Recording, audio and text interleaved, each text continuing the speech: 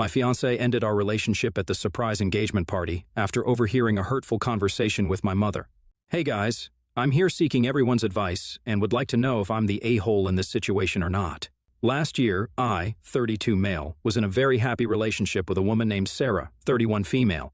She and I had dated for 3 blissful years and had always discussed marriage to be our ultimate goal. We both were independent, had good jobs, and lived together. Sarah had always discussed that her childhood dream was to have a very romantic proposal and would drop hints that she wanted her sisters and parents to be there so they could capture her shocked expression at the time of the proposal.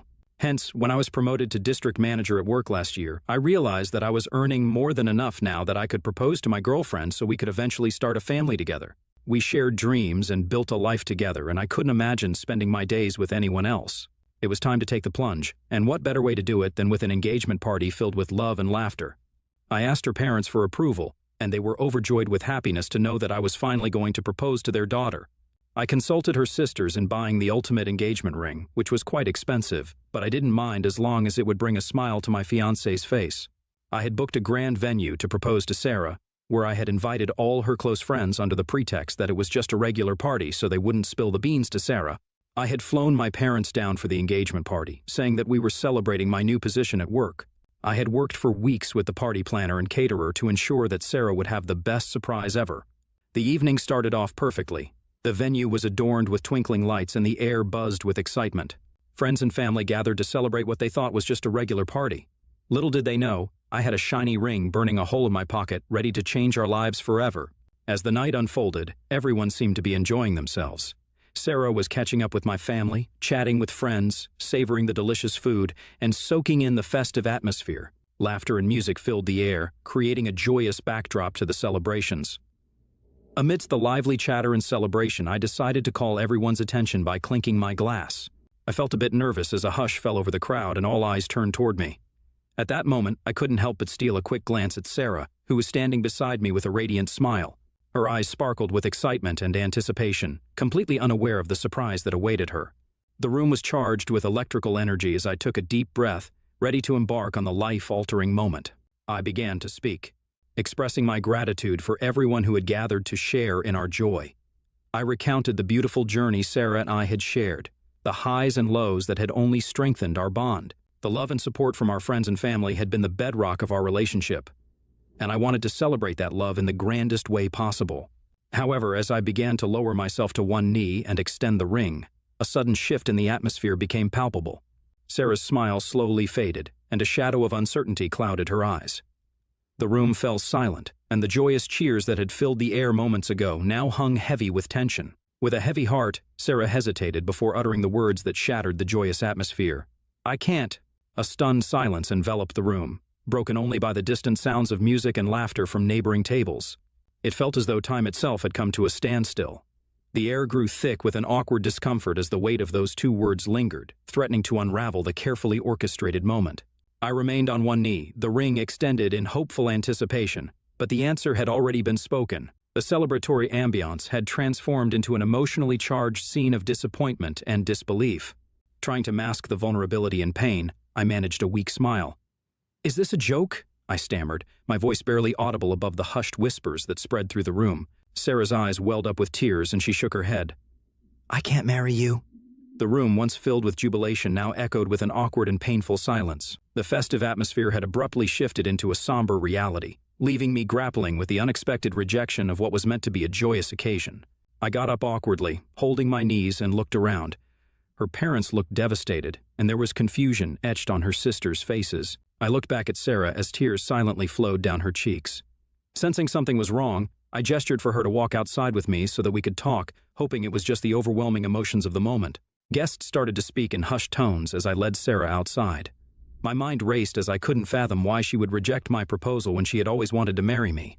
When we reached a quiet corner of the venue, I asked her if I had done something wrong. "Sarah, what's going on? Please tell me if I've done something to you," I pleaded, desperation and confusion lacing my voice. The cool night air did little to soothe the heat of the rejection that lingered between us.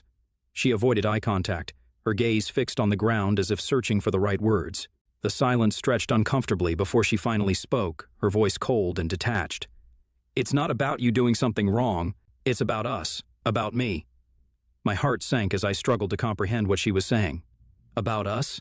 Sarah, we've been together for so long. I planned out this grand event so I could give you your dream proposal. I talked with your parents and coordinated with your sisters so you could have an unforgettable night. I thought you would like this, but... Is this why you're rejecting me? I asked, my voice shaking. Sarah shook her head, saying that she had loved the way I had set up this entire thing. And this wasn't why she was rejecting me. I kept begging her to tell me what was going on. She looked at me with a hardness I had never seen before. You're not the person I thought you were. I can't go through with this. I can't marry you, she said, her words cutting through the night like a sharp knife. Confusion and hurt clouded my eyes as I tried to make sense of her sudden change of heart. What are you talking about? We were fine until just a few moments ago. Please don't do this, I begged, my voice breaking. She continued, her tone growing colder with each word. You're just not the man I envisioned spending my life with. Your flaws are too glaring and I can't ignore them any longer. I thought I could, but tonight made me realize I can't. You're not ambitious enough. You're too complacent, and frankly, I've outgrown you, she said, her words stinging like a relentless barrage. I pleaded with her to elaborate, to give me a chance to understand and address her concerns, but she brushed off my pleas with a dismissive wave. It's not worth explaining. We're done, and it's better this way. You need to grow up and figure things out on your own, she declared, her words leaving me feeling utterly defeated and betrayed. I was completely blindsided. The woman I thought was my future had just dismantled our dreams with a few callous sentences. The joyous occasion had turned into a nightmare, and I couldn't fathom what had gone wrong. Sarah refused to provide any more details and walked away from me. Devastated and confused, I decided to respect her wishes and give her the space she needed. I walked back into the party. My parents, seeing my red, puffy face, came running to me in concern. Sarah's parents also looked upset and asked me what happened, but I shook my head, telling them that I had no idea. I tried to muster a weak smile in front of the other guests, attempting to hide the pain beneath the surface. The atmosphere in the party had shifted dramatically. The once lively celebration now felt like a somber gathering. Guests, feeling the heaviness in the air, began to leave one by one. My parents hovered nearby, offering silent support, but I couldn't bring myself to share the painful details just yet. The party that began with such promise ended in a haze of confusion and heartache. In the following days, Sarah sent her sisters to move her things out. She didn't want to face me. I tried reaching out to her repeatedly, hoping for some clarity, but my calls and messages went unanswered. It felt like she had vanished from my life without a trace. In the days that followed, I felt like I was stumbling through a dark tunnel of heartbreak. I asked her sisters and family many times if they had any idea about her decision, but they seemed to be as confused as I was. No matter how many times I tried to reach out to Sarah, the silence on the other end felt like a heavy weight on my chest. It was like she had vanished from my life, leaving me with unanswered questions and a sense of deep loss. Every night, I replayed the events of that night, desperately searching for any sign that could explain why everything fell apart. The ring, once a symbol of our shared dreams, now sat heavily in my pocket, a constant reminder of what could have been. The lack of closure gnawed at my mind. What went wrong? Was it something I said or didn't say? The future we once talked about now seemed like a distant, faded dream. Unable to cope with the heartbreak anymore, and seeing that she never reached out to me despite how many times I tried, I made the difficult decision to cut off all contact with Sarah. Closure didn't come from her, so I accepted that and moved forward. I immersed myself in work and surrounded myself with friends who could help me heal. It was a painful process, and every day felt like an eternity without her. Throughout all this, my mother refused to leave my side. She stayed with me for weeks, cooking for me and taking care of me because I had no energy to do anything. My mother would console me and encourage me to move on from Sarah.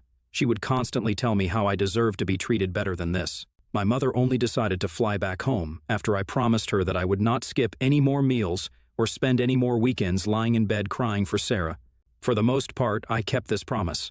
Fast forward a year later, things have changed for the better. Even though my heart still hurts, I am in a better place mentally. I've been on a few dates, but it hasn't been easy. The way Sarah broke up with me and disappeared left me with trust and abandonment issues. The wounds are healing, but I'm still scared of getting hurt again. To cope, I focus on my work and lean on my friends for support. They have been there for me whenever I have felt lonely or down. Yesterday was my weekend, and I was home all day playing video games when suddenly the doorbell rang. I wasn't expecting anyone, and it was a bit unusual for someone to drop by unannounced. Curiosity piqued, I made my way to the door. As I opened it, I was met with a sight I never thought I would see again, Sarah standing on my doorstep.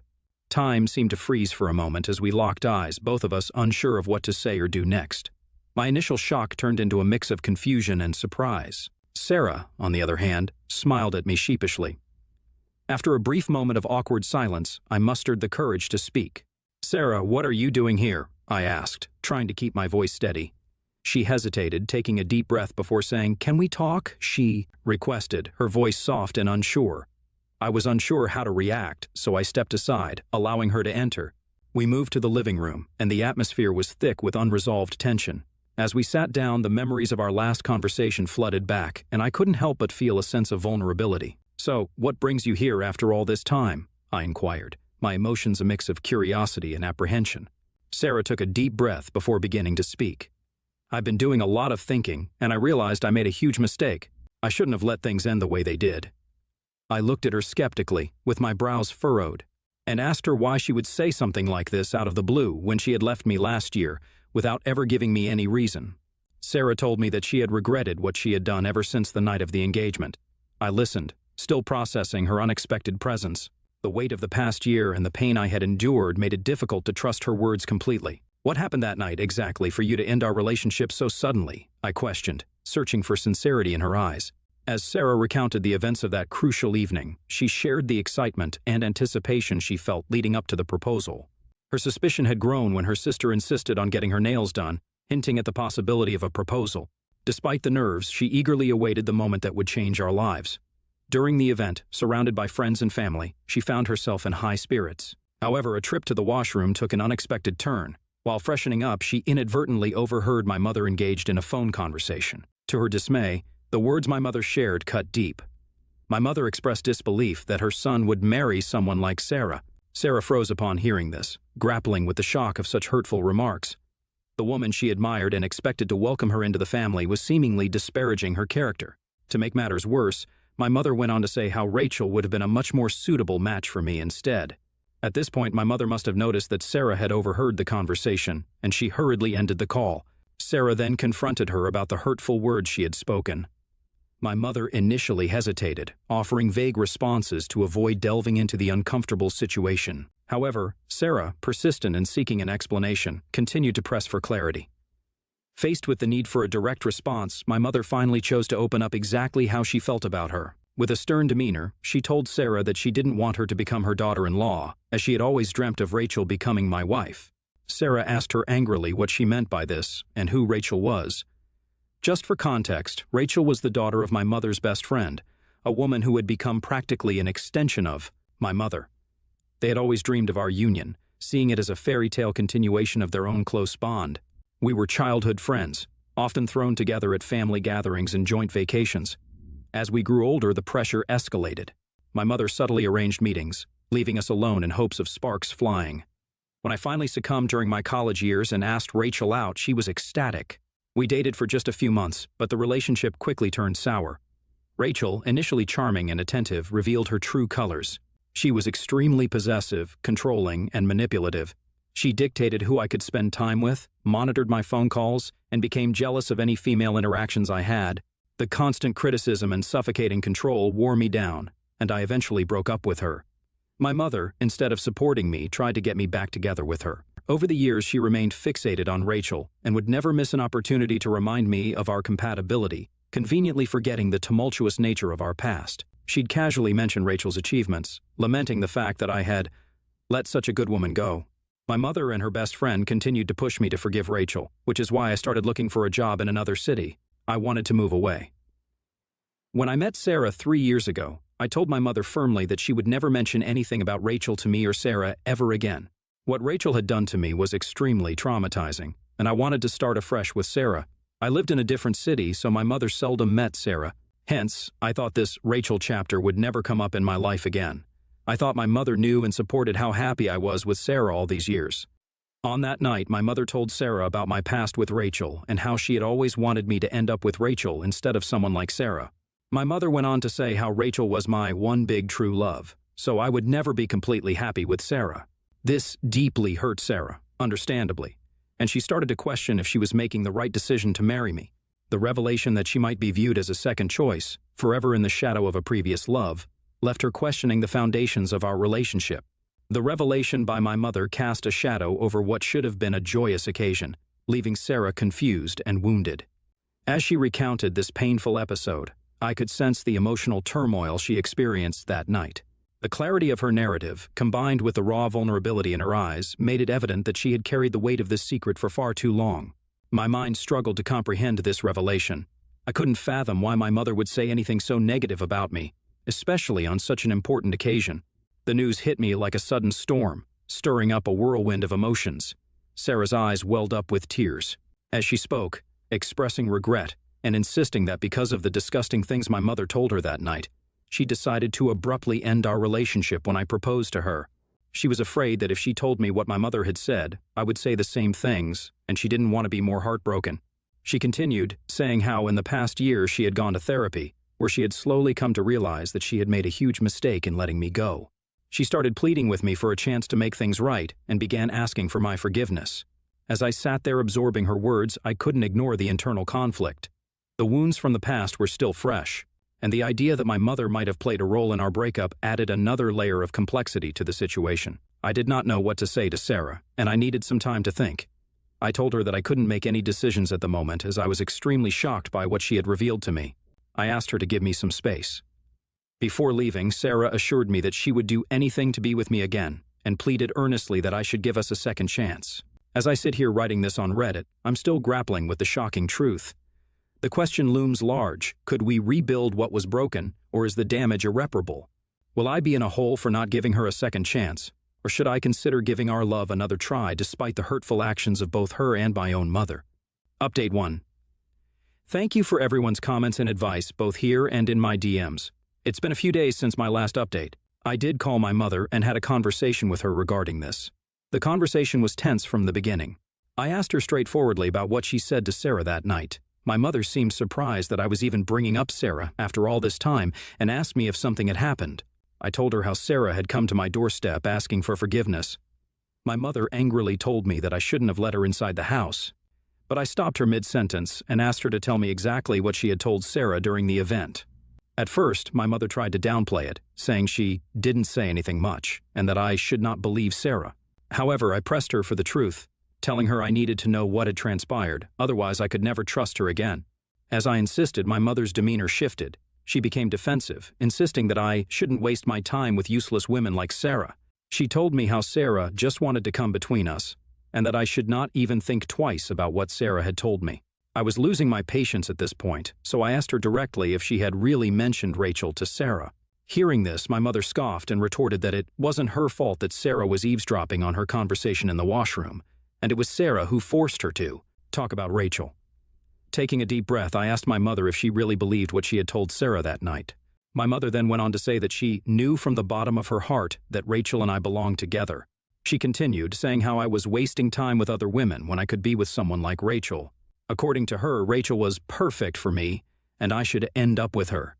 Her words were like a dagger, reopening wounds from the past. I couldn't contain my anger. I raised my voice, telling my mother that what she had done was unforgivable. I angrily yelled that she could have mentioned my past with Rachel to Sarah without putting Sarah down, and that I was done with her interference in my life. I reminded her that it was my life, my choices, and she had no right to dictate who I should be with. The conversation ended with me making it clear that I was going to cut things off with her for now. My mother burst out crying, shouting how evil Sarah was, and that this was why she always hated her. I cut off the call and blocked her, as I was done with her manipulation. It was a heartbreaking moment, realizing that the person I should have been able to rely on had played a role in sabotaging my relationship. Since then, my dad has tried to call me to ask what had happened, but I've let him know that I will talk to him when I'm ready. To be very honest, I'm not just angry at my mother. I'm also angry at Sarah for ending our relationship abruptly without ever giving me a chance to explain anything. I admit that it was my fault for not giving her a heads up about Rachel before, but I never thought Sarah would leave me for something my mother said about my past without at least verifying things with me. I'm still undecided about how to have this conversation with Sarah, as I don't want to face her again. Seeing her brings up all the pain and heartbreak I faced last year, and I don't know if I have the strength to face it all over again. Update 2. As many of you suggested, I decided to send an email to Sarah instead of meeting her again. I think sending her an email was the best approach, as it allowed me to communicate my thoughts in a more composed and collected manner. Here's a copy of what I wrote to her, subject, processing our conversation. Hi Sarah, I've had some time to process our conversation, and I wanted to share my thoughts with you. Firstly, I appreciate your honesty and the courage it took to revisit the events of that night. I can only imagine how challenging it must have been for you to come forward with the truth. Learning about the conversation between you and my mother was a shock, to say the least. I never anticipated that she would interfere in such a personal and significant moment in our lives. It's disheartening to hear that her words may have played a role in the abrupt end of our relationship. I had explicitly communicated with her about not involving Rachel in our lives, and I am deeply disappointed that she disregarded my wishes. I have confronted her regarding this and made it abundantly clear to her that what she did to you was unforgivable.